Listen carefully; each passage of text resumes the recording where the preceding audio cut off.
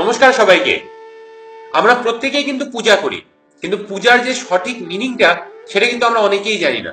পূজার সঠিক অর্থটা দাঁড়াচ্ছে দেবগণের প্রতি সঠিক পরিচর্যা, সেবা, গুণকীর্তন, প্রণাম, স্নেহ বা শ্রদ্ধা জানানো।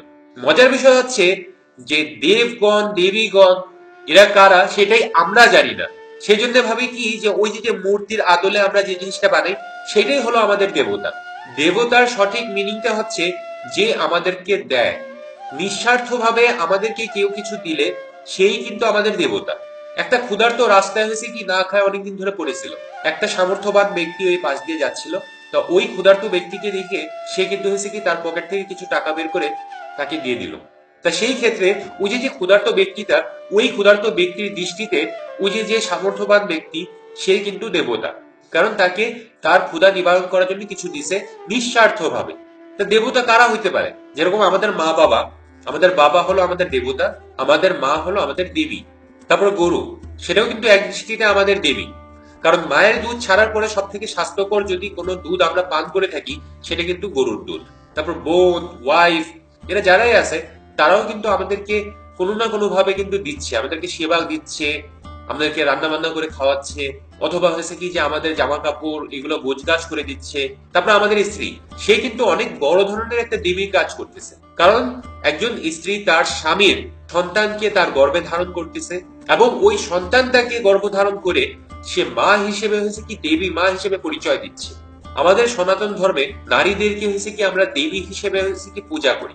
তা যাই হোক, পূজা জিনিসটা কি সেই টপিকে আমরা আবার ফিরে আসি। পূজার যে সুন্দর অর্থটা আমি বললাম সেটা হলো দেবগণের প্রতি সঠিক পরিচর্যা, সেবা, গুণকীর্তন, প্রণাম, স্নেহ বা শ্রদ্ধা জানানো। আমাদের দেব দেবী যারাই আছে, যেমন আমার বাবা হলো আমার দেবতা, আমার মা হলো আমাদের দেবী, আমাদের স্ত্রী হলো আমাদের দেবী, আমাদের বোন হলো আমাদের দেবী। শুধু জড়জান্ত মানুষই দেব দেবী হয় না, যেরকম আমাদের এই যে বই, এখান থেকে কিন্তু আমরা জ্ঞান অর্জন করি। সেই জন্য আমাদের উপরে দায়িত্ব এই বইয়ের পরিচর্যা করা, এটার গুণকীর্তন করা, এটার সেবা করা। একটা বইয়ের সেবা আমরা কিভাবে করতে পারি? সুন্দর করে হয়েছে কি যে ওই কাপড় দিয়ে মুড়িয়ে রাখা যাতে ধুলা না পড়ে, এটার পেজ গুলা যেন ছিঁড়ে না যায় সেদিকে আমরা দৃষ্টি রাখতে পারি, খুব সুন্দর স্থানে রাখতে পারি। এটাই কিন্তু এই দেবতা মানে আমাদের বিদ্যা দেবতা মানে সরস্বতী, এটার প্রতি আমাদের পূজা। একটা মোবাইলও কিন্তু আমাদের জন্য একটা দেবতা, কারণ এটার মাধ্যমে কিন্তু আমরা অনেক কিছু পাচ্ছি। একটা মোবাইলের প্রতি ওই যে আমরা হচ্ছে কি যে স্ক্রিন গার্ড লাগাই অথবা টেম্পার্ড গ্লাস লাগাই, ওটার উপরে যে কভার পরাই, ঠিক মতো সময় মতো কিন্তু আমরা এটাকে চার্জে বসাই, এইটাও কিন্তু আমাদের পূজা। আমাদের মা বাবা যেহেতু আমাদের জলজান্ত মানুষরূপী দেবতা অথবা দেবী, তো সেই হিসেবে তাদের উপরেও কিন্তু আমাদের একই কর্তব্য, তাদেরকে প্রণাম জানানো, শ্রদ্ধা দেখানো, সেবা করা, পরিচর্যা করা, বৃদ্ধকালে তাদের সেবা যত্ন করা, এটা কিন্তু পূজা।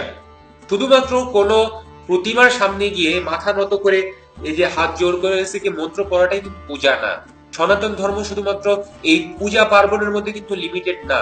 আমাদের সনাতন ধর্মে দুই ধরনের পূজা আছে, একটা হলো কাম্য কর্মাত্মক পূজা, আর একটা হলো নিষ্কাম পূজা। কাম্য কর্মাত্মক পূজাটা কি? আমার নিজের কল্যাণের জন্য আমি যেরকম ধন সম্পত্তি, বিদ্যা, রোগ মুক্তি, গাড়ি বাড়ি, টাকা পয়সা এগুলা পাওয়ার উদ্দেশ্যে যে ধরনের হয়েছে কি যে পূজা করা হয়, মানে এইগুলা পাওয়ার উদ্দেশ্যে তার মাঝখানে যারাই আছে তাদের প্রতি সেবা দান করা, শ্রদ্ধা দেখানো, পরিচর্যা করা, গুণকীর্তন করা, এই ধরনের কর্মটা যদি ওই লক্ষ্যটাকে পাওয়ার জন্য আমরা করে থাকি সেটা হলো কাম্য কর্মাত্মক পূজা। যেরকম একটা এক্সাম্পল দেই যে আমরা কলকাতা থেকে রওনা দিয়ে আমরা হচ্ছে শিলিগুড়ি পর্যন্ত যাব, এইটা হলো হচ্ছে কি শিলিগুড়িতে যাওয়াটা হলো আমাদের লক্ষ্য। তা ওই লক্ষ্যে পৌঁছানোর জন্য আমরা যে যানবাহন নিয়ে করে যাচ্ছি সেই যানবাহনের প্রতি শ্রদ্ধা দেখানো, সতর্ক থাকা, সাবধানতা অবলম্বন করা, এটাও কিন্তু কাম্য কর্মাত্মক পূজার মধ্যেই পড়তেছে। মানে ব্যক্তি স্বার্থে কোনো কিছু পাওয়ার জন্য যে পূজাটা করা হচ্ছে সেটা হলো কাম্য কর্মাত্মক পূজা। এখন বলি নিষ্কাম পূজাটা কি? বহুর কল্যাণে, বহুর উন্নয়নে এবং বৃহৎ সমৃদ্ধির লক্ষ্যে মহৎ কামনাযুক্ত সামাজিক ও মানবিক সেবামূলক কর্মাদির মাধ্যমে যে পূজাটা করা হয় সেটাই হলো আমাদের নিষ্কাম পূজা। কাম্য কর্মাত্মক পূজা আর নিষ্কাম পূজার মধ্যে সব থেকে শ্রেষ্ঠ যেটাকে বলা হয় সেটা হলো নিষ্কাম পূজা। কারণ নিষ্কাম পূজা যেটা, সেটা কিন্তু হচ্ছে কি যে নিজের স্বার্থে নয়, মানব কল্যাণে, মানব উন্নয়নে, অন্যের স্বার্থে হচ্ছে কি আপনি কর্ম করে যাচ্ছেন। এই যে হিউম্যান রাইটস কমিশন যতই চিল্লাপাল্লা করুক যে আমরা মানব কল্যাণে কাজ করতেছি, সেটার যে সূত্রপাত আমাদেরই এই সনাতন ধর্ম থেকে, তারা যে নিজের অজান্তে এই যে নিষ্কাম পূজাই করতেছে সেটা তারা জানে না। কোনো মানুষের কিছু প্রয়োজন, আর প্রয়োজনটা সামর্থ্যবান হিসেবে যদি আপনি ওটা পূরণ করেন, সেটা হলো আপনার নিষ্কাম পূজা। কোনো জায়গায় হচ্ছে কি রাস্তা ভেঙে গেছে, সেই রাস্তাটা তৈরি করার জন্য আপনি আপনার শ্রম দান করছেন, সেটা হলো আপনার নিষ্কাম পূজা।